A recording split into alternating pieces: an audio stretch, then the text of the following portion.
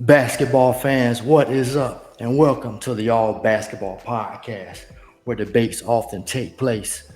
I'm your host, Maurice, and this is the 2024 NBA Finals recap between the Boston Celtics and the Dallas Mavericks. And thank you all for tuning in. First off, gotta send out some gratitude since this is the 100th episode of the podcast, which was first known as the Triple Threat Basketball Podcast before becoming what it is now, the All Basketball Podcast. Also, before we get started, I have to offer a big thank you to all of you who have tuned in and joined the show as well. Ian, Mike, Frank, Cornelius, James, appreciate you all, man. 100 episodes. This thing started back when me and Mike, All-Star break. I'm pretty sure it was 19 when Anthony Davis was still with the Pelicans. Me and Mike did the first show called, ironically, Carolina Got Something to Say. 100 episodes, wow. And just want to thank a lot of other people. Lawrence was a constant contributor. Who I'm missing? Who's not on here? Hancock. Horace came on lately. Henry. Of late. Oh yeah, how could I forget Henry? Yeah. And thanks to all the coaches that I interviewed doing season previews. Talked about the shot clock coming here in Georgia. Just a whole bunch of topics. Parrish, thanks to Parrish. And so many to name. Hate to leave anybody out, but much appreciation to you, Mike. Known you the longest up here since our A&T days, sophomore year. But appreciate you, man, for coming on and always sparking some good debates with me, even though I win usually. And you too, James. I have to put you in your place. There you go. Jay, he left. He left when you said that. He'll be back. Okay. But been a fun ride. Hoping to definitely push towards 100 more, and just thankful to be able to do this with something. And thankful to my wife too, because she got me my first mic for this, and it kind of pushed me even further to go it. And I knew I kind of wanted to do it. Kind of had the idea. And her getting that mic really pushed me. Like, okay, you don't have an excuse. Even though I was doing it with a little PlayStation headset, and when we was on. Remember we was on old Busted Anchor when if two people was on there, one person hung up, it would just end. But appreciative of this moment, this 100th episode, and we're gonna talk about these finals. 2024 NBA Finals. The Boston Celtics come out beating the Mavericks 4-1. I had Dallas winning the series. I was foolishly misled. Boston proved to be the best team all year, and proved it when it mattered the most. Maybe we didn't get the matchup. I didn't get the matchup I expected, but Boston beat a lot of injury riddled teams. But when they got to the finals, they limited Kyrie, limited Luka, and it was just a collective effort. Jaylen Brown got the MVP, and the 18th championship for that franchise. Not a lot of close games, not a lot of great games, but Tatum and Brown finally got over the hump when a lot of people said they should have broken it up. But if I can recall correctly, I don't think I ever said that. I always just kind of was like, well, unless you're with another great guy or a guy who's ahead of you, like Kareem with Magic or Kobe and Shaq, usually you don't win in the NBA till you're about 26, 27. So they did it then. So history was proven right on that point. But I went with history, and it was more so the present that came true with them just 64 wins, being the best team all season, and at the end only losing 3 games in the playoffs. So Mike, what were your thoughts on how everything went down in the finals? Well, I first want to say that I don't want to make any excuses, but it seemed like Luka was moving a step slow. And he's never been like the super athletic cat. You know what I'm saying? Like, ain't like he gonna take off and dunk on you. But he has exceptional way of creating space with the ball, right? Like he has back pedal, like wherever his defender is, he's gonna get his shot off. He's been money. But it just seemed like in these finals, he's seen like the injuries have caught up with him. First time in the finals, those extra games. If you think about it, he was kind of hurting in that Minnesota series. He took some to the chops. He was. I mean, but at this stage of the season, everybody's hurt. But I ain't making no excuses. I just thought Dallas would have more, and then like the role players, like I ain't even see them. Like it seemed like it was just 2-on-5 really, and God, they were just living and dying by the three. Uh, so I mean, Boston did what they supposed to do. I mean, the two guys led the team. They got a little bit of Porzingis sprinkled in, but Holiday, man, he played just as well as Brown and Tatum. Like you might want to call it the big three. I mean, that dude was playing big, getting blocks, getting rebounds, efficient. So you got that championship pedigree with him added to those other two guys. I mean, that was enough. And if they don't break it up, I don't see them.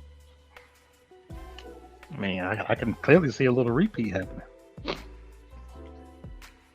It's easy to say now. I mean, top two offense, top two defense. I mean, yeah, and a lot of guys in their prime. I just wouldn't trust them having Porzingis. He don't get hurt. I mean, I wouldn't. I'm not banking on that. You can't just write the man off because his history has shown that he often gets hurt. I mean, didn't he get hurt this year? You think he's gonna find to start being healthy? He helped them win the championship. He did, but when they say the game that they played, he helped them win the championship. So you can say what you want to say. He helped them in the championship. Oh yeah, but I'm saying projecting forward, they're like, well, this team. Yeah, but yeah, he gonna have the whole summer to get healthy. He gonna come back here and he can help them again. He probably play. I mean, well, it just depends on when he gets hurt. He's going to get hurt. We can agree on that. They got this thing called. They have load management, so he gonna look at the schedule and be like, "Man, we play Washington. I'm gonna be out." He can help them win the championship. Oh no! I'm not saying he didn't help him. I'm just saying when you project forward that they have their core pieces, but this year that he was gonna help them win the championship, or did you think he was gonna get hurt before he helped them win the championship? What you thought? Well, he only played. I mean, he really only played one game. I mean, that helps. That helps. But I'm just saying projecting forward, you can't bank on his health like the other guys. So that can be a key cog in them having a chance to repeat. Who can you bank on? That man just told me Luka was hurt. Can you bank on Luka being healthy going forward? More than Porzingis. If you look at the injury history, I mean, you can bank on Tatum and Brown being healthy. Are we really talking about this much about the fifth option? Right. He's the third option, fourth option. No, he's the fifth. I don't know. He's their third best offensive player. White. You disrespecting Derek White on that. If you say White, then I'll say he's their fourth best option offensively. Drew Holiday is not a threat offensively. Drew Holiday could have won Finals MVP. He played that well. He clearly was the option. We're talking about the fifth most important player on this team. How about that? No, but they said, but Porzingis during the season, he was there. Wasn't he their third 20-point scorer? I mean, but is he more important? Is he more important than Drew Holiday? No. Is he more important than Derek White? If they would have played Denver, would he been Porzingis? How important would Porzingis been there? They didn't play Denver. I think they're all equally important. Which is why if you would have listened to me before the finals, I told you Boston was going to win because that depth that you're talking about. They got 2 on 6. I mean, Al Horford was more important than Porzingis. Porzingis could have been a 6th option. He literally came off the bench and was the 6th man. So that was because of injury, right? It don't matter. The whole point is he helped contribute to a championship. He helped add to Boston's depth, and that's why Boston was able to pretty much beat these boys handed. It really was close. They could have swept them if they wanted to close out in Dallas. They just didn't want to close out in Dallas. Well, they probably could have swept him if he would have been hurt. He played 2 games. Is it He too played soon? 3 games. Is it too soon to say that Porzingis was basically Bill Walton on the '86 team? I mean, he wasn't that good because That he was had, Bill Walton in I'm, '86.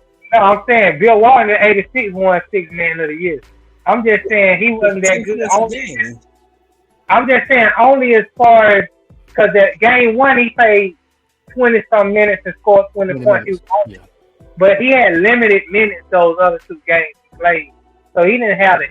I mean, he did have a small, but they were so much better than Dallas. He didn't really have the impact that he probably could have had if Dallas was up to the par. Dallas went up to the task this championship. They won. But I see what you're saying, though. Go ahead, Mike. Have y'all seen Kyrie Irving? Like I was looking for him for Game 5, man. You just don't play well in Boston. He stopped wearing the moccasins. You took him off for real? Yeah, he had a couple good games. At home. Yeah, he had game. Game 3 and game 4. Game 4. Yeah, 3 and 4. He was good. Right. It's something about being in Boston. He just Right. he can't shake them. Now say he got pushed in the crowd. Y'all remember that? And he said somebody had said something to him when he dove for that loose ball. That didn't matter. He trying to motivate himself, right? It didn't matter. They were still getting 30 piece by then. Right. Okay. It was too much. It was too much on him and Luka.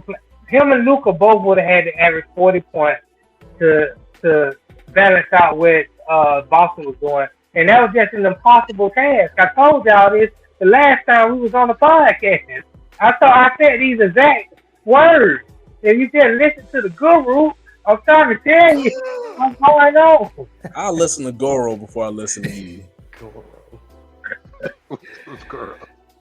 Dallas. Mortal Kombat.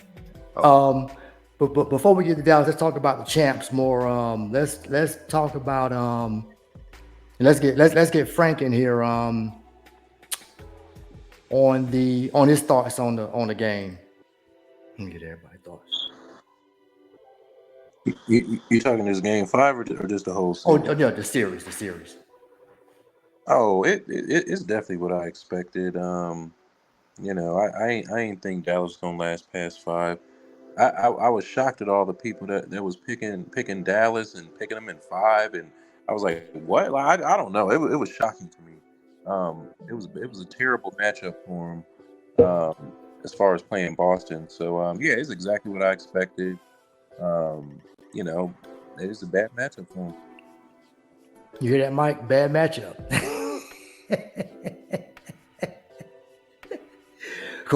Cornelius, what you got on the series? Our reigning Finals MVP. Now, I thought that Boston would win because, like everybody was saying, the depth, but also they were hunting Luka and Kyrie on the defensive end, making them play some defense. And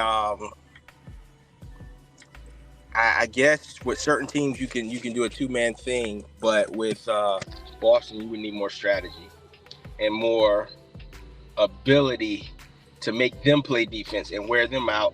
And you see this more and more in the NBA. People just hoist up threes. Like, that's the easy way out. And it's like the basics of basketball. I never played AAU. I never played in high school. I did make the 7th grade team. Papa Jack taught me how to play ball at the boys club. So I'm not the expert on it, but when I look at pro ball, it's like when things get tight for those superstars, all the stuff that works in the regular season or that makes them look good. Now we don't know how to play team ball. Okay, let's counter this. Let's do that. And if you haven't been doing it all year, or you don't have the personnel. So I figured it worked out like I thought it would. Okay. What about you, Ian? Plain simple, to make them miss league. Dallas missed pretty much everything it at important moments of games. End of quarters, beginning of quarters. Boston was killing them in basically in that stat. Also, the role players. Sam Hauser didn't miss from 3. Peyton Pritchard didn't miss from half court. Porzingis was reduced to a role player and essentially won a game. Unfortunately for Dallas, their role players didn't step up, and on top of that, Kyrie disappeared. We've never seen Kyrie look that bad ever. I've never seen him miss that many layups and that many floaters like he did games 1, 2, and 5. Luka ran out of steam, and also I think losing game 3 the way that they did in Dallas should teach Luka a lesson about complaining to the ref and how it can actually essentially cost you a championship. They should be playing a game on Thursday, but instead there's a parade planned for Thursday or Friday in Boston. And Luka's got to go home and stew on that for the next 4-5 months. Got to take them lumps. The finals bring out they magnify your weaknesses, baby. You gotta get in better shape. Gotta learn to not complain. Get more effort on defense. I mean, it's the finals. The playoffs in general. I think it shows every team that. As this guy I listen to called Chris Vernon, he always says, teams try to make you play left-handed or with your offhand. That's a good analogy. Like, yeah, because we know what you like to do, so we're gonna start taking away some stuff, and then what your weaknesses are get exposed, and most of the time with like other, maybe not so much with superstars, but with the help, like with role players, things like that. So and James, I want to wrap up this question. I want to get your full thoughts on the series. I thought Boston was the best team all year with their depth. I mean, it was going. I pretty much figured Kyrie and Luka would be equaled out with Tatum and Brown, and so it would come down to the rest of the guys. And then Boston had the best players after that. So, it's almost like when teams that win championship have great role players. Last year, Denver had great role players. That's why they was able to roll through the West and beat Miami the way they was able to beat them. Then they lost some of those key role players this year, and it kind of caught up to them in the Minnesota series. But Denver was the best team in the West. It's just Michael Porter had 3 bad games, and that kind of hurt the team. But Denver would have beat Dallas, and Denver would have gave Boston the push. But other than that, Boston was head over heels better than Dallas. They could have swept them. Only reason they didn't sweep them was because they didn't want to close out of Dallas. They wanted to close it out of Boston, so they kind of tanked game 4, and then game 5 they came in pretty much did what they did the rest of the series, which was dominate. I mean, I don't blame Kyrie. I don't blame Luka. I just think the better team won, and I don't mind. Even though I don't like Boston, I don't mind seeing the better team win. And Boston played the basketball the right way. So, congratulations to them. Al Horford, finally got over the top, got his tilt. Drew Holiday is a great person on and off the court. So it's always good to see him win. Jaylen Brown from the A, Finals MVP. And for what he stand on, I got to rock with him. So, Boston just did what they needed to do. Because Jason Tatum didn't really play that well. Quick question. Don't the better team always win? Yeah, I think so. Well, in the series. Sometimes injuries happen, and then, then some things happen. But for the most part, the best team, definitely in basketball, 4 out of 7, the best team usually always win. Yeah, Okay. remember what's called them. Boston had more of a they I don't know what their system is, but I mean with championships, period, when you look at the history of the NBA, it's always kind of been about ball movement and get as many easy shots as possible. Look how many easy shots Boston got. I mean, Drew Holiday, he didn't just stand and watch. Let me cut. When Tatum is moving, let's move the ball. Let's make them work on defense. Let's just not. They just didn't. Now Boston, they've been when they get bad, they start hoisting up all them threes, but they didn't they didn't really do that so much. Like Tatum figured, well, I'm off. Let me just start penetrating because nobody can stay in front of me. That's what happened right there. If I penetrate, I can just dish to another guy or Drew Holiday cutting and get them a clean look. Maurice, Yeah, go ahead. maybe somebody on the panel can explain to me. I caught a highlight because I started just watching a quarter behind on YouTube, but I would catch the highlights.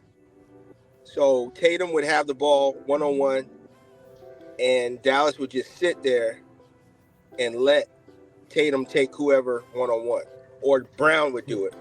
So in those instances, why wouldn't they trap to get the ball out of his hand? Don't let that guy abuse your guy.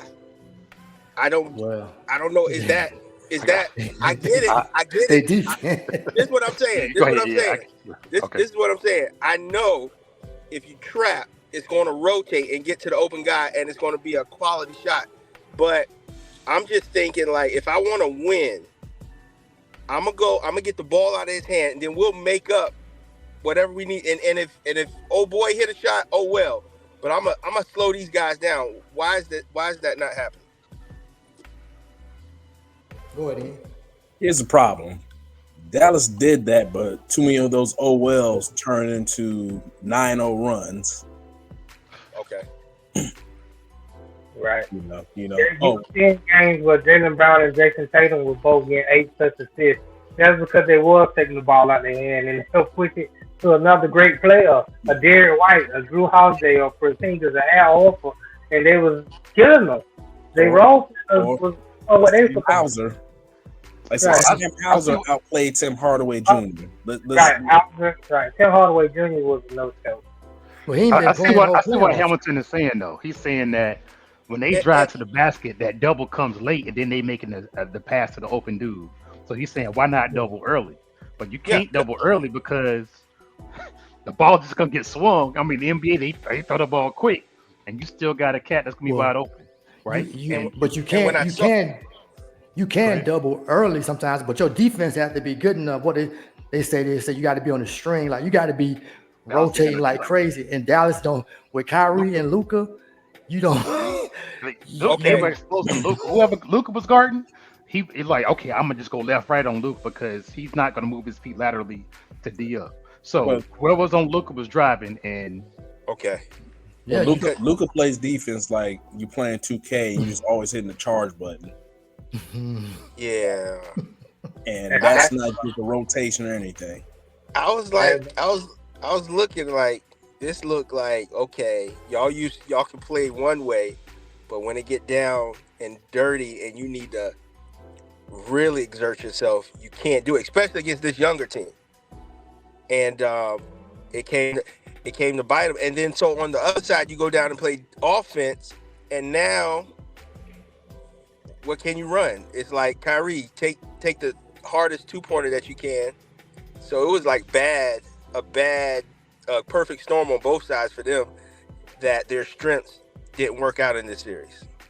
Well, that's the thing with Dallas. There was really no matchup on defense that they could hunt to take advantage of, because if you run a pick to try to get Jaylen Brown off the ball, either he's gonna fight to get over the pick, or it may be Drew Holiday on that other side. He's got no problem guarding Luka or Kyrie. Same thing with Derrick White. Same thing with Tatum. It really would, or even we saw Al Horford out there moving his feet on the perimeter. There really was no defensive matchup that you could say, okay, we're gonna pick on this guy. Until even when Porzingis got hurt, they picked at him, and then they got them the hell out of there. You didn't see him for 2 more games. So there's really nothing much that Dallas could do except for when they won Game 4, which they seemingly made every 3 possible. Which, going into Game 5 was like, okay, if they shoot like this, they have a chance. And by the end of the first quarter, when the game was 19-18, with like 3 minutes to go in the first quarter, and you blinked, and Boston went on a 10-0 run to end the quarter. Yeah, it was ball game. I was just like, I mean, I know a lot of people say it was a boring finals, but it was just like disappointing that Dallas really wasn't better than they look in those other series. I felt like Minnesota, they were so young or inexperienced or whatever it is that they let Dallas off the hook to me because of their style of play. Yeah, they couldn't shoot it well enough. Then you got big Gobert. Yeah, big man who don't want to be big man no more. They just want to hoist up threes every day. So you play right into a fast that two man tandem. Oh, they looking great because you letting them off the hook, but now you against a solid team, and it was just like, man, I wish Denver would have made it. Well, the thing that Boston did that Minnesota couldn't do, Boston did a great job of eliminating the alley-oop for Dallas. Mm-hmm. Gafford and Lively ate at the rim all series long against Minnesota. In this one, they had a lot more force going against them, and a lot of that came from the perimeter defense, not allowing those pick and rolls and allowing Kyrie and Luka to basically walk through the lane to set up the lob. Right. Mm-hmm. You just got a bad mix. You got a really good defense that's ready to switch.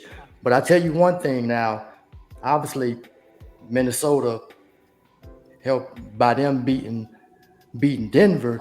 Now, if Dallas does that, Boston does that, all that switching. But the thing about you got to have the personnel too with Denver. Oh, we got Jokic and Gordon. Y'all want to switch? I'm taking you right into the paint.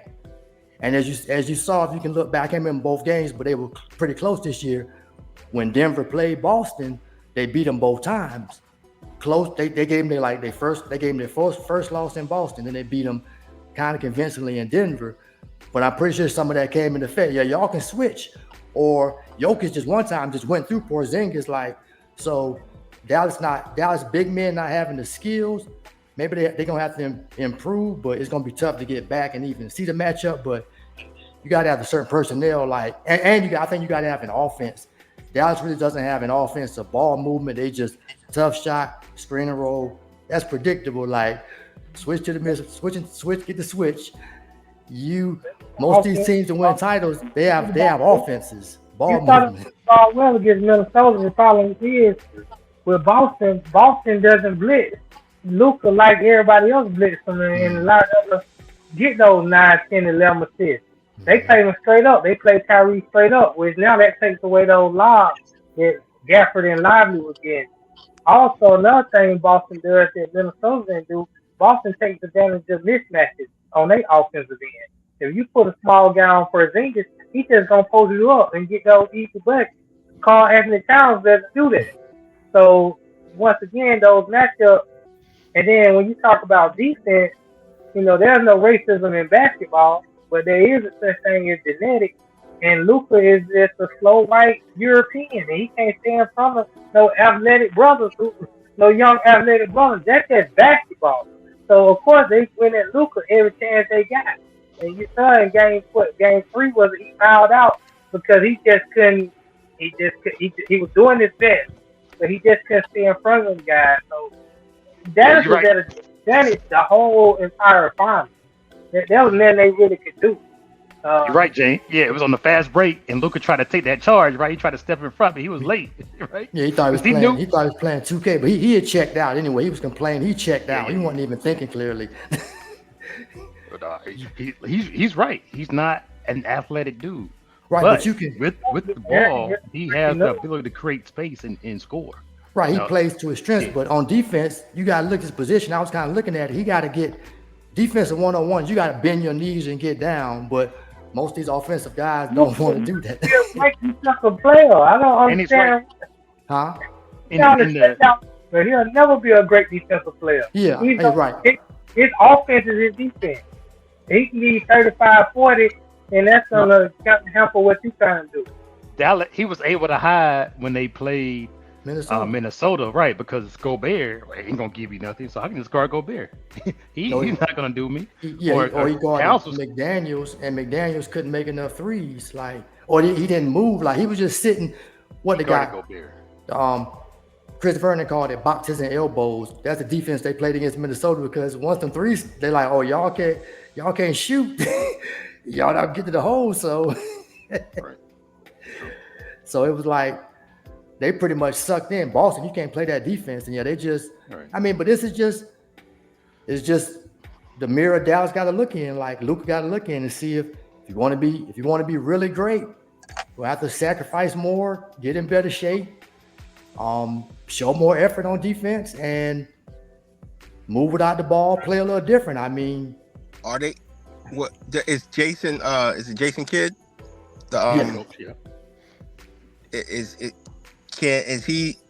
Can he get him back there?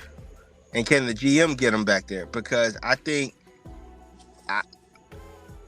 I appreciate all the ball players in NBA. You know, they met their dreams and everything.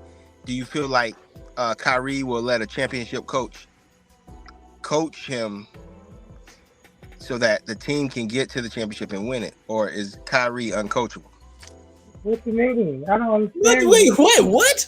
Oh, I don't understand. I'm a little confused too. Dallas had a great season. But this is what I'm saying.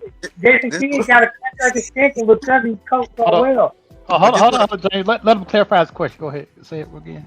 And so again, Clean it up. My disclaimer is, you know, I watch a little bit, you know, I know the basics, you know, and but I see like Kyrie, it's great when it's great, but to win a championship, you need to run a system, and it may not just like, and I think this is what helped Boston too. Tatum was willing to not look so great some nights to win a championship. Okay, wherever it's gonna come from, it's gonna come from, and they won the championship easily against this Dallas team. Now, it would have really came into play maybe if they'd have played Denver. They'd have really needed that style. I'm wondering is Kyrie or is Jason Kidd the coach that can coach him there, and then whoever is the coach, will Kyrie adjust his game so that they can win? And I don't know if that makes sense. That's just what I see. I see him being in his head when it's not going his way. He was just too cool for school for me. I mean, at the end of the joint, he done had time to put the earring in. And I like the philosophy. I like the kumbaya. I like him being zen. Just too cool for school. Like, I guess they really rich. I guess life is really good. It's almost like James Harden be like, oh, next year. I don't know. Like, that's all I'm saying. But he is a great player, but that's just what I see. Go ahead. All right, I'm going to take this one. So, as a point guard, it's tough to dictate the game at the point guard position and win like a finals MVP. You can't get the boards, right? I mean, unless your J is on, right? If your J is off, how are you going to dictate the game? So with Irvin, I mean, all he can do is try to drive, but if you put a bigger dude on him, he can't dictate the game. So maybe the coaching has to help out in that sense. I'm trying to think about great point guards in the finals that really dictate the game. I guess Steph Curry, only one I can really think of. But you got to have a big man. Isaiah Thomas, Magic Johnson, Chauncey Billups. Billups, yeah. Billups was balling. Yeah, and Wade. Okay, but they actually got boards. They did stuff when their J was off. I mean, even Kobe, like when his J was off, he still grabbed 15 boards in Game 7, right? Well, so no, what I'm saying is that Kyrie had, if you look at the box score, he had the assist in Game 5. He just was off. Like, it was just a bad matchup. I don't think it's anything. He's not the main person. It's up to Luka. Like, it's not even. He's just gonna have to play better within the system. The coach gonna have to get a system that when you come against a good defense, Talking about. Huh? But that's what I'm saying. It's hard to win a championship. Y'all That's what I'm saying, yeah. That's what I'm saying, yeah. But these are adjustments you have to make. Like, they went to a West, the conference that was brutal. Now those teams in the West, all the way down to the 10th seed in the play, were beat teams. Those teams, right, but they got to expecting to play better. You expecting to play better then? Help them get through. Jason Kidd got a contract extension because of he did a great job. He just got this extension like less than a month ago. So let's not act like they don't have a system now. They don't have a coach. Kyrie can't play. No, I No, ain't, no, I ain't they say have that. I a said I ain't great. say it can't. they don't have an offensive system. I mean, that's clear. They are champions. They're the Western Conference champions. They had a great year. They ran up against a team that was just better. It's hard to win a championship. It Now, is, yes, but they when have you to but go when back you to the come drawing board when you and come put through the them. tougher West, you got to show up better. You got to show up They better. did. Yes, they could. Boston. We You, just talked about how deep Boston was. but you But came this through this is you what I'm came through saying the about better Irving. West. This is all I'm saying is I don't see the dog when it get hard. What you I mean? see They got Pause. finals. I don't see They the had to go fire. I through don't some balls. but this They is all had I'm to beat saying. the They had to beat OKC. They had to beat Minnesota. They had to do this. They went through hell to get to the finals. They were down 30 points in some of those games and was coming back from 30-point deficit to win a stay-in basketball game. One thing about Dallas that I appreciate that I started, they never gave up in the game, no matter how far they were down. They kept playing. Even in the last game, they fought to the whistle, to the clock with the zero. They got the hard. It just they went up against a team that was so much better than them. Now, do they got to make some adjustments? Of course, every team in the league is going to have to make some adjustments going forward. Because if you don't get better, you get worse. You never stay the same. So Dallas got a lot better this year because last year they didn't even make the playoffs.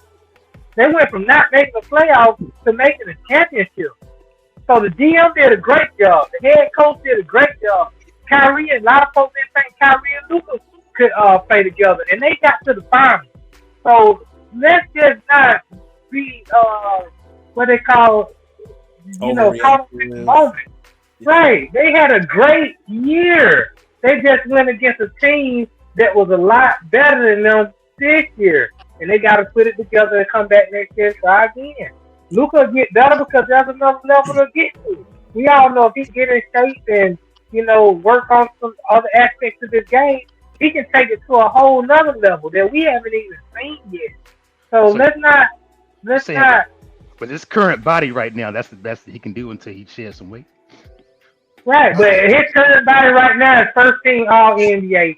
You know what I'm saying? An MVP candidate. He's one of the top 5 players in the league with his current state right now. That's what I'm saying. Luka has another level to go to. That's something to look forward to, boy.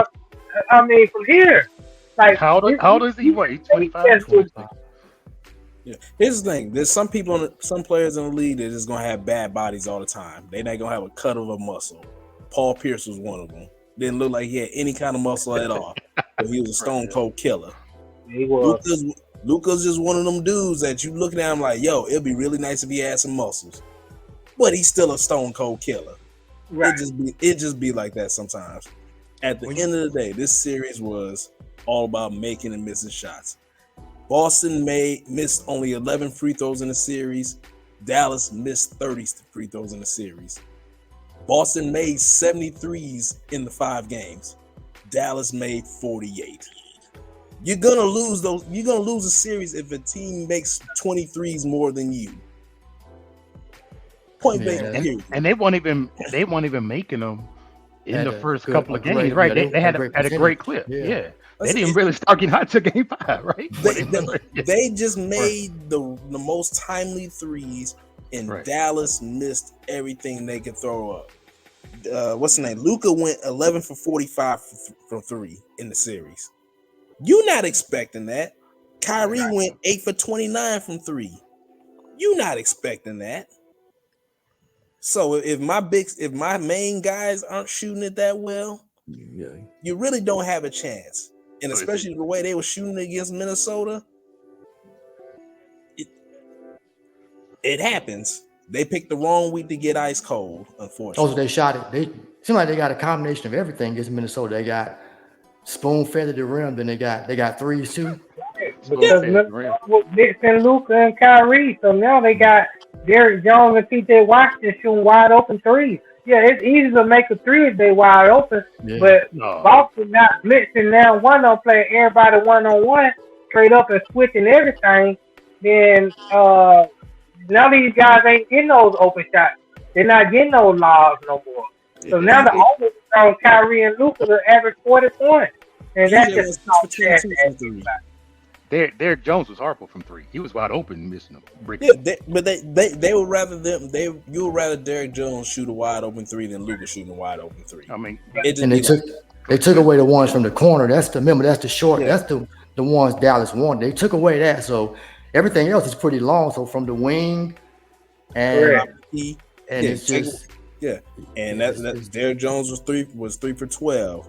The only one that shot decent from the three was Green and Exum.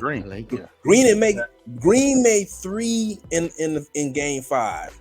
Right. It meant nothing. Right. Yeah. It really meant nothing because you blinked and you looked up and you saw Sam Hauser hit 3 straight, or you see Derek White hit one late at the shot clock, or Boston get a steal and Drew Holiday hitting a pull up 3. Or even when they missed, they got the offensive board. It's like, where were the rebounds? Like every aspect of the game just fell to Boston's favor, man. And that's why Drew Holiday and Derek White were more important than Porzingis, because those hustle rebounds, they were getting all of them. You don't get those if you don't have a Drew Holiday on your team, which is why I can't say I'm mad. I'm disappointed that he's not a Milwaukee Buck. Well, you know why he had to leave. They got him out there because last year Jimmy Butler. I blame Budenholzer for that. Jimmy cooked Drew, but that wasn't Drew's fault. Budenholzer was supposed to do something else to help him, but he coached like he was on a fall. That being said, Drew is one of those. He's a glue guy, a star glue guy. When you get those dudes, you got to hold on to them and you appreciate them when you get them, and that's why he's gonna be a Hall of Famer. Right. You brought up a coach. Now, why do these coaches get fired when their stars get hurt in the playoffs? That's what I don't understand. I'm going back to even Cleveland, right? Was the Bickerstaff? He got fired because Mitchell got hurt. They lost. Player relationships. Huh? What? Player relationships. Players are disgruntled. This is what's wrong with Milwaukee right now. Giannis is destroying the team. All he needs to do is worry about his plan. He get coaches fired. He's a coach killer. He got Drew Holiday traded because he's on game. Like, these guys don't know how to put together a team. Well, Rivers can't coach. But here's what I say. I build upon what you're saying. The reason why I don't blame the player as much is because it's the front office thinking they're doing something that the player wants, and they're doing it under the guise of the fan base doesn't think that is going to blame the player anyway, so I can get away with it. Well, hence why Detroit can fire Monty Williams after 1 year into a 6-year deal, and say, oh well, maybe the players didn't get along. Maybe Cade Cunningham's not going to sign his extension because of Monty's here. Right. But it may not be Cade in the first place. Y'all can say all day, yo, I didn't want Budenholzer fired. I didn't want Drew traded, but I'm happy that we got Dame.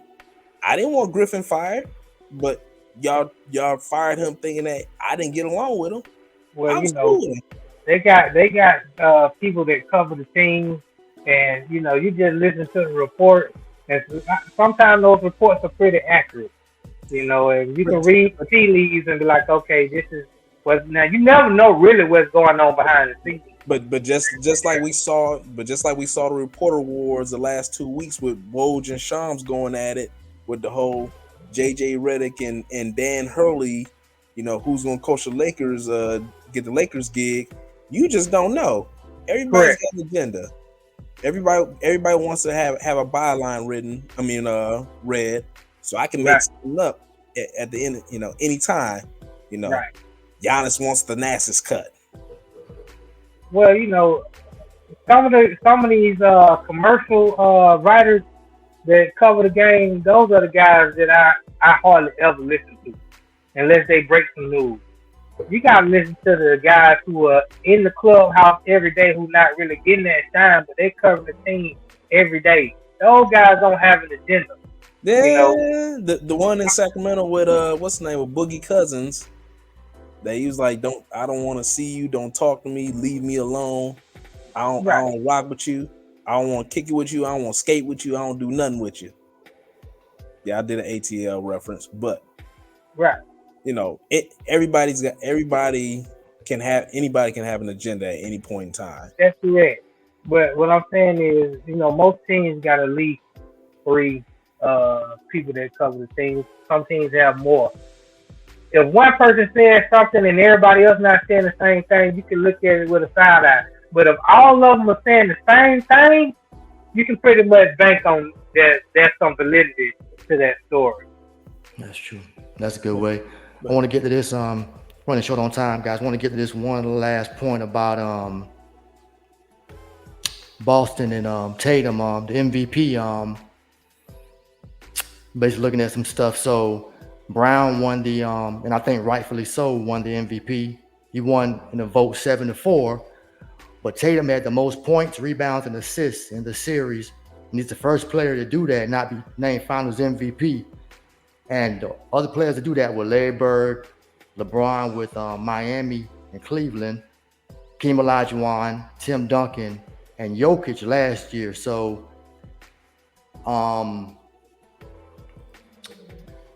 I guess the question I want to pose is, well, obviously, what do you think about that? But did you? I kind of thought Tatum kind of was gonna steal it, but because people, the last thing they see, they usually roll with, and but Brown was obviously more critical in them going up 3-0. I felt like when they went up 3-0, it's a foregone conclusion. Like you got so much history on your side that you're gonna win the series.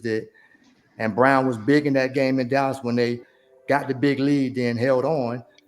He shot 44% to Tatum's like 38%. So, I think they got it right. Some people say Tatum. Some people go as far as say Tatum was robbed. I think that's a little full of hyperbole, but and that person, Rob Parker, was called out on that by Chris Broussard. They didn't get into it, but I didn't think he was robbed. I thought it could have went to Tatum, but I think Brown was definitely more deserving. What y'all guys think on the MVP? I'll go first. I'll say that the thing is, it's a couple of factors. One, Brown is a different kind of cat. Like he's pro-black. I don't know if y'all know this. Like he doesn't have like sponsors. He believes in what he believes in. Plays chess. MIT potential scholarship, but he had to turn it down just to pursue his NBA dreams. Like the dude is different. So he doesn't get a lot of that media, love or whatever. He answers questions very calculated, very smart. They're not gonna ever share this like from a NBA standpoint. But Tatum, he's the light skin Curry. All they want to put him on commercials and do all this other stuff. But Brown is that dude. So I'm glad he got the MVP. He outplayed him. He guarded Luka. I mean, he did the nuts and bolts to help the team win. And was more efficient. Even that last game probably was more Tatum because he was driving, getting assists, getting boards, having better stats. But I mean, it's the series MVP, not Game 5 MVP. So I think Brown will deserve it, and I'm glad he got it. Personally. Is that because Tatum went to Duke? No. Well, you a Duke fan sometimes anyway. Oh my God, this dude, man. No, I'm just saying that Tatum had them off games. I mean, that's not MVP. I mean, you can have an off game and still win the MVP, but Brown was more efficient and better on both ends of the court. Yeah, I think we got it right. I mean, I think if it wasn't Brown, I think Drew Holiday played the hell of a series. Without Drew Holiday, they might still be playing right now. So, but I think definitely Brown, because he was efficient on the offensive side of the ball for the most part. Game 4, he didn't play well, but other than that, he was efficient. But he also was the one who was, he was a team leader, and he was responsible for Luka. He put that talent. So, I think look, Boston was so deep, everybody contributed to this championship. It wasn't one player who lifted them over the top, but you got to give it to one of Boston's players, and you will give it to who was consistently their best player in the finals, and that was Jaylen Brown. Go ahead, Ian. I'm glad that the voters actually watched the game and then just look at the box score. They got it right. Brown had the bigger impact throughout all the games on both ends of the court. Tatum, he was a playmaker, especially in game 5. But if for one, it was a little too late. And also it felt like stat hunting. So when you look up and you see, he's got most points, most assists, most this, most that, that's cool and all. But was he making those plays in the impactful moments? And Brown was doing that. So kudos to him. Well deserved. Definitely. Cornelius, you there? I'm here. Go ahead.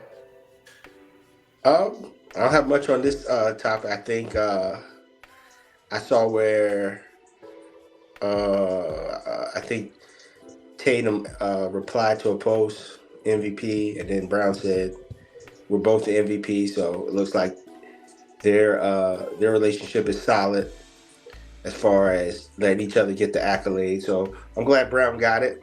Like Mike said about Brown being, a different type of cat. He doesn't get maybe a lot of the accolades and stuff. So this is great to see him, get it. He played a heck of a playoff series, and just whole playoff run. So I think it was good for them and good for their chemistry going forward. Yes, because is it just going, I think it's just going to be, I know they both kind of hitting their prime at age.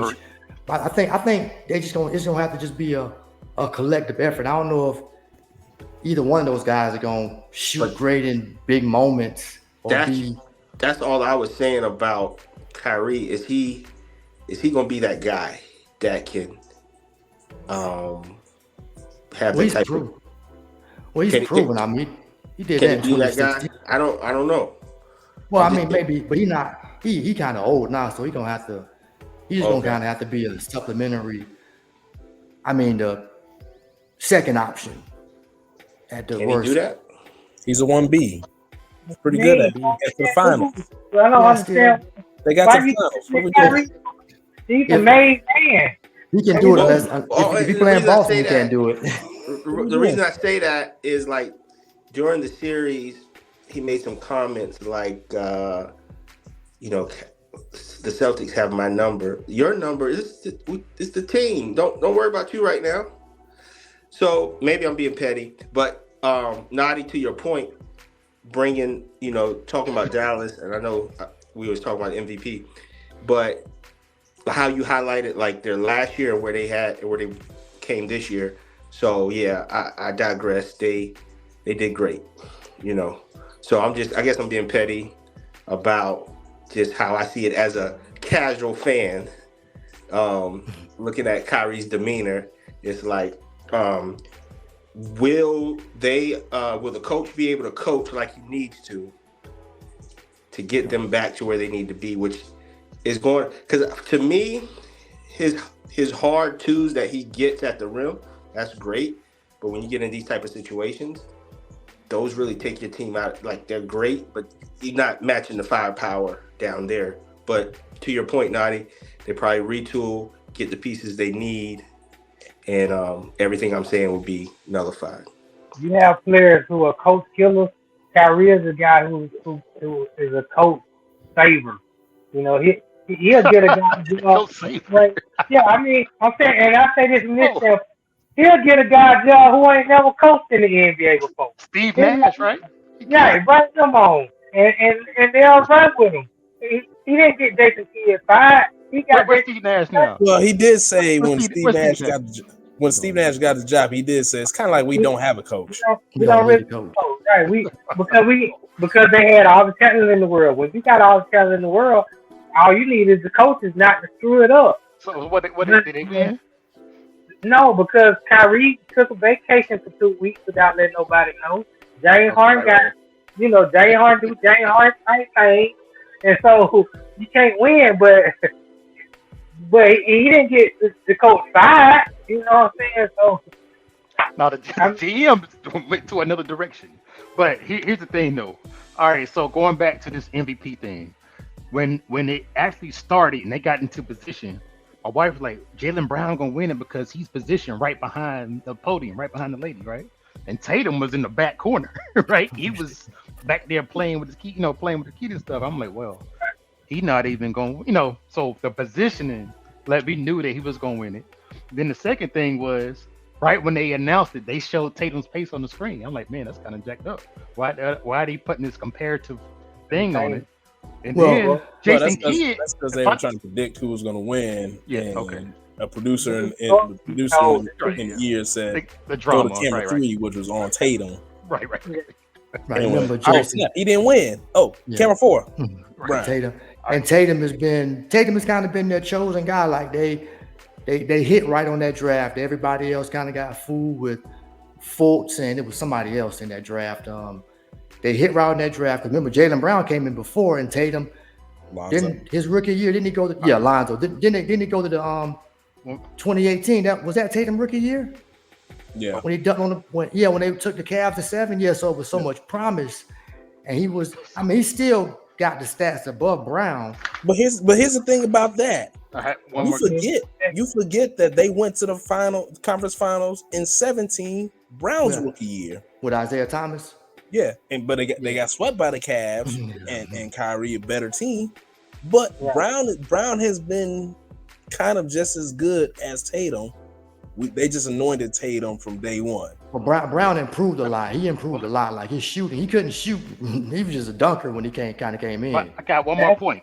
One more point about MVP. So the last thing I had was Jason Kidd. Remember after Game 3, he was like, Brown is the best player on that team. Remember he said that, right? And then they asked, who was it, Holiday about it. Holiday said, I ain't getting to that. I mean, they both my brothers. They both blah, blah, blah. But first Holiday said that that kid was right. And they trying to clean it up. Right. Yeah. So, exactly. So my point is that the Kidd comment further push the Brown MVP, or was just it's the game itself? He's always trying to create a story and controversy. They've been trying to keep Brown against the last 3, and everybody outside of Boston has bought into it, but inside Boston they have embraced it because they make sure both of them get $300 million contracts to go out here and do what they just did this year, which is win the championship together. So all that noise, the media, and all these stories that you want to buy into as a fan to have you engaged in the game, that's all good. But inside that locker room, inside that building, Brad Stevens, even before Brad Stevens was the general manager, Danny Ainge, and before Danny Ainge, one thing I can respect about Boston, even though I don't like them, with Boston and the Lakers, every year is a championship year. It's championship or bust. They're going for a championship every year. There's no, we're going to wait it out. We're going to develop some guys for 4-5 years. Rebuilding. They're not rebuilding. There's no rebuilding in Boston. We going for the championship this year. We're going for it next year. And we're going for it the year after that. No, they did. Remember, they did rebuild. No, that's not totally true. They made them. Remember the Garnett. Those picks they got from Garnett. Those are those picks. Tatum and Brown are those picks from that Garnett, that Boston trade. But you gotta remember, at the same time, they was going to the playoffs at the same time. Yeah, but you totally don't break it down like you don't tank. No, but too many teams do that. Some teams got to tank. We're watching Detroit tank as we speak. We watched Philly purposely tank. Philly went to the playoffs and then traded Drew Holiday and said, we're going to start the process. And their first pick was Nerlens Noel. The next one, Joel Embiid, who didn't play for 3 years. After that, Jahlil Okafor. Then Ben Simmons. Then Fultz. And then finally, Embiid showed up and said, hey, guys, I'm the process. And everybody else went out the window. Right. So tanking proof you don't, but no good organization goes to the bottom of the barrel. You got to stay No. You got to They build on won, it. but Whoa. snubbed the Hold up. Bears. Who? San Not Antonio. Boston. Well, no, that's what I'm saying. I'm talking Boston about never, championship teams. They not doing that. Philly, yeah, they did that foolishly. Nobody else has done that. yeah, but that's the thing. Boston lucked up with Brooklyn being silly, giving up those picks for Gardner and Pierce that turned into top 3 picks back-to-back years. Correct. And even actually a number 1 pick that they then fleeced to Philly because Philly Mhm. wanted Markelle Fultz of all people instead of Jason Tatum. Yeah. Right. So it's a little bit of luck and a little bit of good GM, and it's a mixture of everything. You just gotta hit on your picks. Like You gotta try to win every year. you want to just have the right attitude. Like Even if you mess around and be a bad, you end up being a bad team. You will be in a bad team trying to win. right, right. Because when you tank, you're already instilling the loser's mentality into your players. You teaching players how to lose when you're supposed to be teaching players how to win. The Hawks did that and fired one of the best coaches in the league, and Mike Budenholzer, because Mike Budenholzer wasn't about tanking. He's trying to win every game. They actually had an argument with him and the GM on the bench because he was winning the game. They were like, we want to lose the game. Well, they split ways. He didn't get fired. They just mutually parted, and he went to Milwaukee and won a championship. So, I respect teams that try to win every year. That's what you owe to the fans. You want to sell these tickets and this merchandise and this parking and them concessions, but then you're going to sit there and paint. Like, nah, it's like you don't know what the draft's going to get you. Most of the time, the draft only going to have 4 or 5 good players. So you gotta really make sure you get the right one. dice. Right. That being said, I'm happy for Jaylen Brown. Redemption season for him. Everybody talked about him not having a left hand, but now he's holding a trophy in that left hand. Kudos to him. Let's see where they go from here. Yeah, it's gonna be they built to win it. We'll see win it again. But I guess that money the only issue when they give the 300, them going past them aprons, they're gonna have to figure out because you might end up just losing a guy. You might not want to lose. TV deal fit to kick in. They ain't worried about think? them salaries and that luxury tax. Boston want to win. They gonna do anything, any and everything to keep all them dudes together. Well, they saying that it's well, I guess somebody, but it just depends. Well, it's gonna depend on who's willing to sacrifice in the pocket because you're already giving Brown and Tatum $300 million. You gonna lose some players. Yeah, Al's finna retire after probably next year. You're about to re-sign Derek White. You already got Drew re-signed. Yeah, I don't know what Porzingis deal is, but he's probably got a couple years left on that deal. Right. They gonna find some new guys to be the white guys off the bench that are all shooters, whether it be Peyton Pritchard or Hauser go, because they always gonna find somebody. At the end of the day, they're gonna be all right. That Boston core is gonna be there for a while. Yeah, Brad Stevens definitely know what he's doing, and but yeah, man, that's a good way. We're gonna close it out here, guys. Got to get going. Appreciate all y'all, man. 100 episodes, man. Boston's the champs. So we'll see how the offseason goes. What is it? The draft. The draft is in another week. The 2-day draft, I should say. Yeah, next week. Yeah, 2 days, right? It'll be on like early one on Friday or something. Or is it Wednesday, Thursday? It's kind of funny. This is one Thursday, of the Friday. drafts they're saying, and it's a 2-day draft. It's kind of funny. Yeah, in fact, you got 2 rounds. I don't understand why they just do this in one day. It ain't like you got a whole bunch of projected great players coming out. You got players who's gonna take 3 to 5 years before you get your return on your investment. By the time they might be on another team that didn't even draft them. So you got number 1 picks that might not even be in the league after 3 years. Anthony Bennett.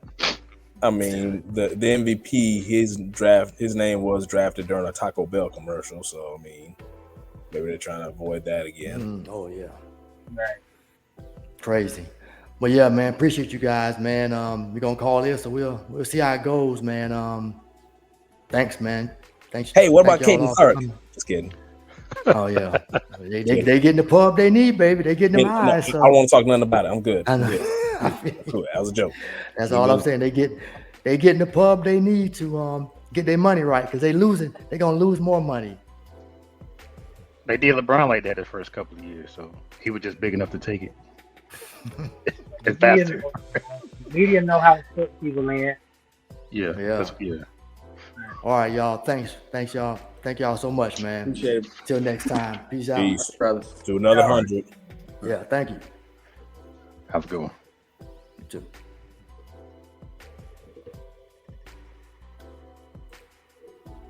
Well, folks, that's all.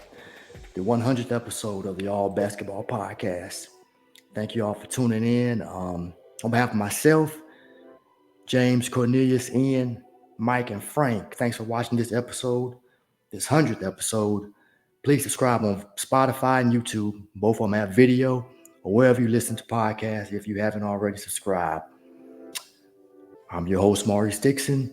Until next time, peace and be blessed in Jesus' name.